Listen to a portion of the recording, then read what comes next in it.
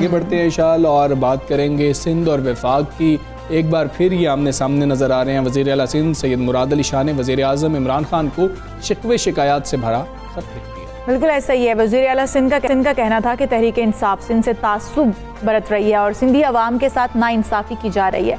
मुराद अली शाह का कहना था कि वफाकी तरक्याती मनसूबों में सिंध को नज़रअंदाज कर दिया गया है और वज़ीर आज़म सिंध को महरूम करने के बजाय उसे हक दें। वज़ीर आला सिंध ने अपने ख़त में कराची में पानी की फराहमी के मनसूबे K4 के मुकम्मल ना होने से मुतल्लिक़ खदशात का इज़हार किया और सिंध के लिए तरक्याती बजट बढ़ाने का भी मुतालबा किया। बिल्कुल ऐसा ही है। जबकि एक्सपो सेंटर में वैक्सीनेशन सेंटर का इफ्तिताह करते हुए वज़ीर आला सिंध फिर वफाक पर बरस पड़े हैं और उनका कहना था कि वफाक से बात करो तो लगता है बहरे लोगों से बात कर रहा हूँ। और वज़ीर आला सिंध के इल्ज़ामात पर असद उमर साहब जो हैं वो मैदान में। उन्होंने साफ कह दिया कि वफाकी हुकूमत सिंध के अवाम के लिए पैसे खर्च करेगी, सिंध हुकूमत के लिए बिल्कुल खर्च नहीं करेगी। और कराची में प्रेस कॉन्फ्रेंस के दौरान असद उमर साहब ने कहा कि PDM की तबाही के बाद पीपल्स पार्टी अब तासुब की सियासत कर रही है। बिल्कुल ऐसा ही है और ये सिंधी कौम परस्ती का पुराना कार्ड खेल रहे हैं, ये उनकी जानिब से कहा गया।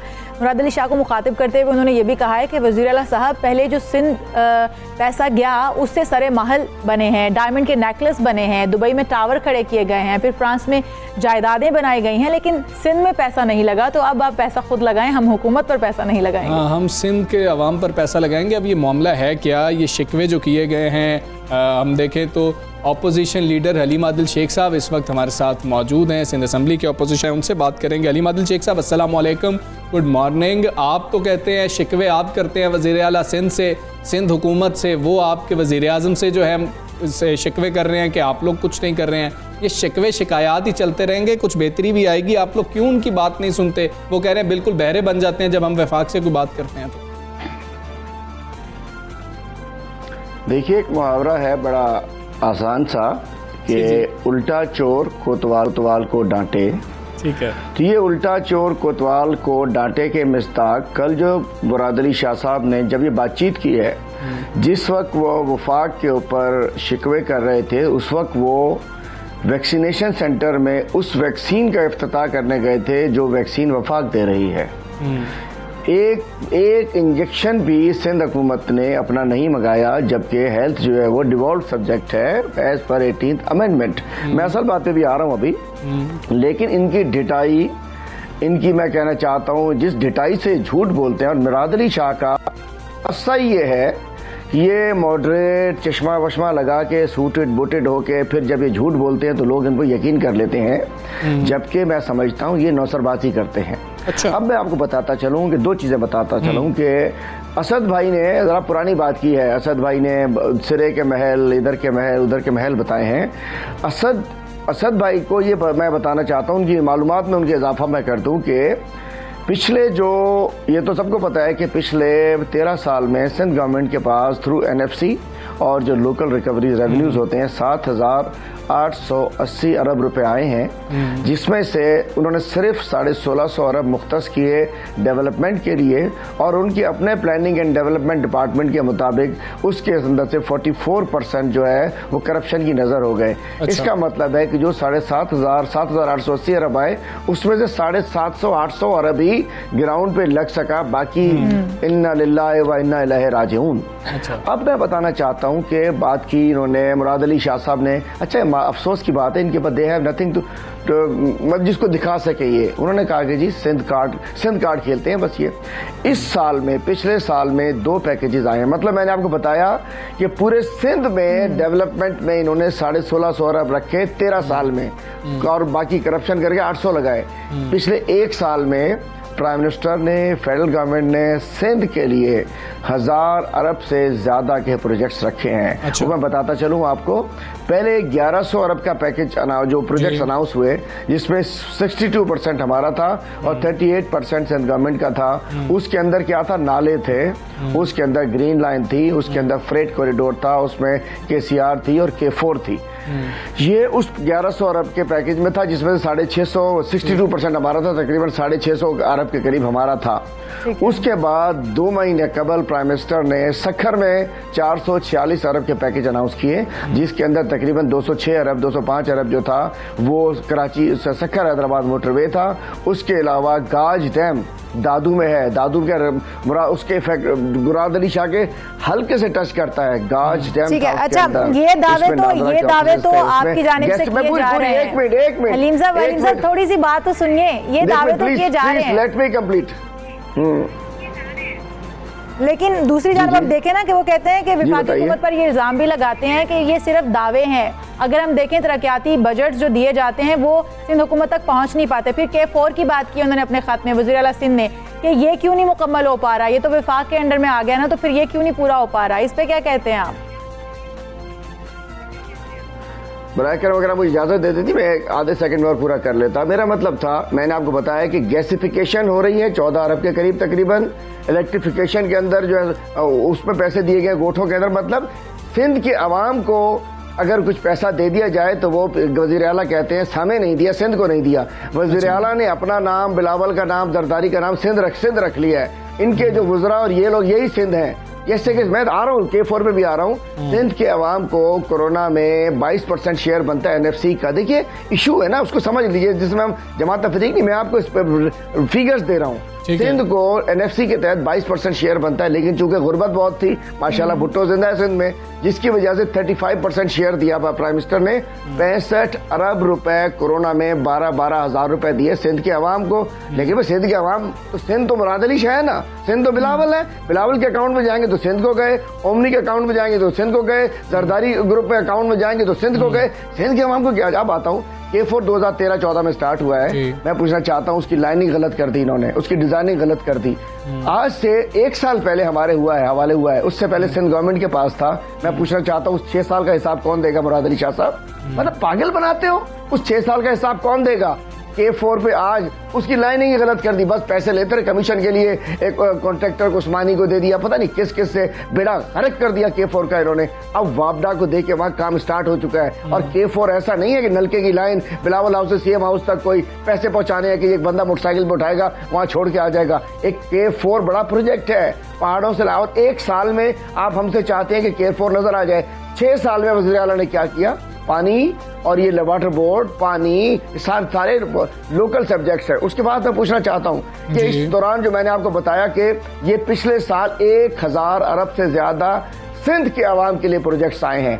वज़ीर आला ने, इस सूबाई सिंध की गवर्नमेंट ने 50 साल हो गए इनको, पीपल पार्टी को, मुख्तलिफ अदवार में। 13 साल तो डायरेक्ट है। सही है। 71 से आज तक बैठी है पीपल पार्टी ने, बेड़ा गर्क। और ये सिंध कार्ड खेलते हैं। ठीक है। इस अंदाज से ये लोगों से कहते हैं। मैं कहना चाहता हूँ, सिंध के अवाम के लिए हम काम कर रहे हैं, लेकिन अगर सिंध कार्ड समझते हैं तो मुराद अली शाह का ये कार्ड डिस्कार्ड हो चुका है। ठीक है, हलीम आदिल शेख साहब बहुत शुक्रिया आपका। सुबह सवेरे पाकिस्तान से आप बात थे, लेकिन मामला ये है इशाल कि अगर इतना कम्युनिकेशन गैप होगा, इतना एतमाद का फुकदान होगा वफाक और सिंध के दरमियान, वो कहेंगे कि हम जब बात करते हैं हमें लगता है कि हम बहरों से बात कर रहे हैं, और वो जब बात करेंगे तो वो ये कहेंगे कि जी कि अगर हम आपको पैसे देंगे तो उससे हमने डायमंड के नेकलेस बनते हुए देखे हैं, हमने फ्रांस में जायदादें खरीदती हुई देखी हैं।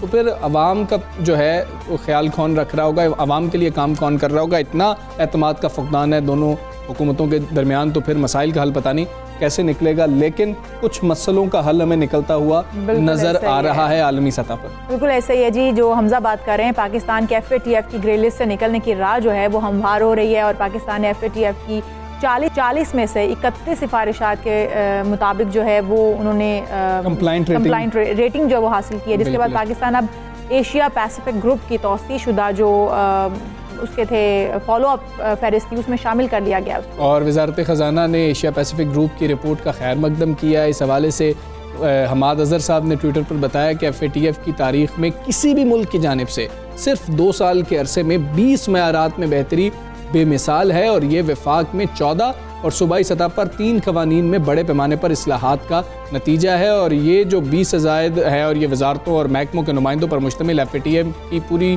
टीम की जो है हमने अनथक कोशिशें जो हैं उसको हम क्रेडिट देते हैं, उसके बायस ये मुमकिन हो सका है। बिल्कुल ऐसा ही है। और फिर वजारत ख़जाना हुकाम का कहना है कि financial action task force Asia Pacific group ने जो म्यूचुअल एवेल्यूएशन रिपोर्ट जारी की थी, जिसमें एशिया पैसिफिक ग्रुप की जानिब से पाकिस्तान की जो पेशरफ्त का एतराफ़ भी किया गया है। और इसी तमाम तर सूरत हाल पर ये जो पेशरफ्त हुई है इस पर बात कर लेंगे। हमारे साथ मौशी तज्ज़ियाकार ज़ीशान मर्चेंट साहब मौजूद हैं। मर्चेंट साहब अस्सलाम वालेकुम, गुड मॉर्निंग। FATF ने कहा है कि जी पाकिस्तान ने 40 में से 31 सिफारिशात पर काफ़ी हद तक अमल कर लिया है, जिसके बाद पाकिस्तान को फॉलो अप लिस्ट में शामिल कर दिया गया है। इसकी सिग्निफिकेंस क्या है, हम अब कितने पुरुम्मीद रहें कि पाकिस्तान का नाम जो है ग्रे लिस्ट से निकल जाएगा?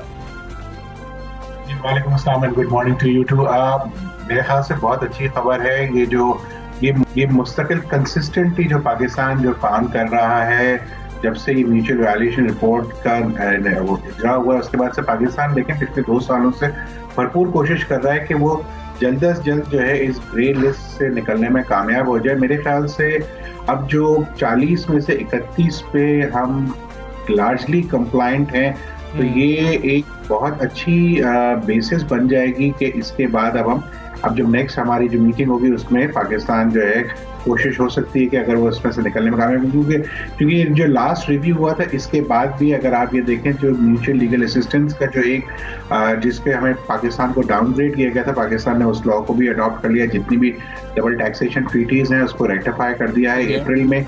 मैं ये समझता हूँ कि अब इसमें मजीद बेहतरी जब आपका डिस्कशन हो रहे होंगे तो उसमें पाकिस्तान का केस बहुत स्ट्रॉन्ग है कि इसमें पाकिस्तान जो है अब इसको ग्रे लिस्ट से निकाल दिया जाए।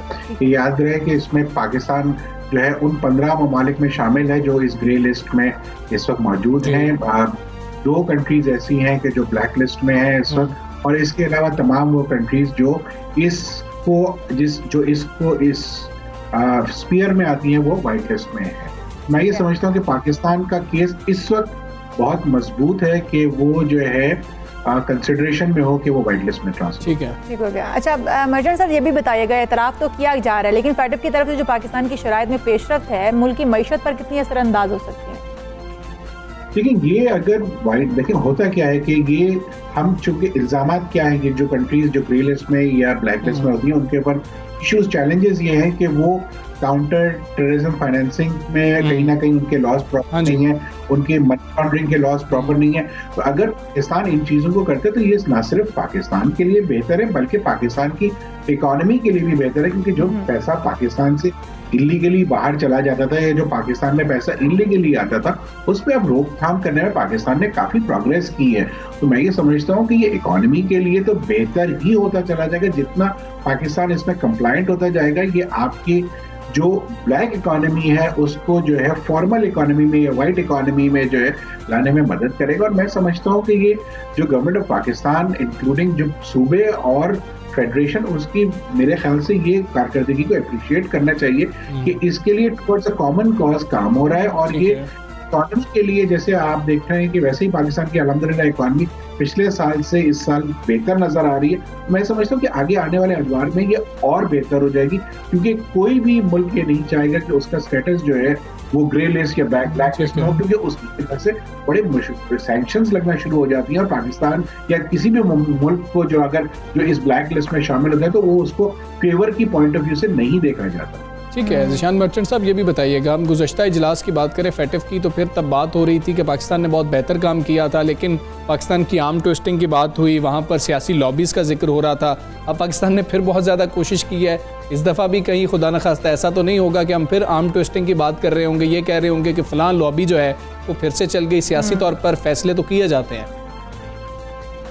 देखिए मैं समझता हूँ कि ये शायद वन ऑफ द रीजंस हो सकता है, लेकिन आप म्यूचुअली अगर ब्रॉडली इसको देखते हैं तो पाकिस्तान को 40 टास्क दिए गए थे। अब उस 40 टास्क में से आपने कितने अचीव कर लिए हैं या कितनों को आपने बेहतर तौर पे कर लिया है, तो अब उसमें से आपने 40 में से 31 कर लिए हैं। अब आपके ऊपर 9 ऐसे हैं कि जिसमें जो 2 में पाकिस्तान ने बिल्कुल भी काम नहीं किया, जिसमें से अब उन 2 में से 1 पे काम काफी हद तक हो गया है। मेरे ख्याल से वो भी एक पॉजिटिव चीज पाकिस्तान के लिए फेवर में जाएगी।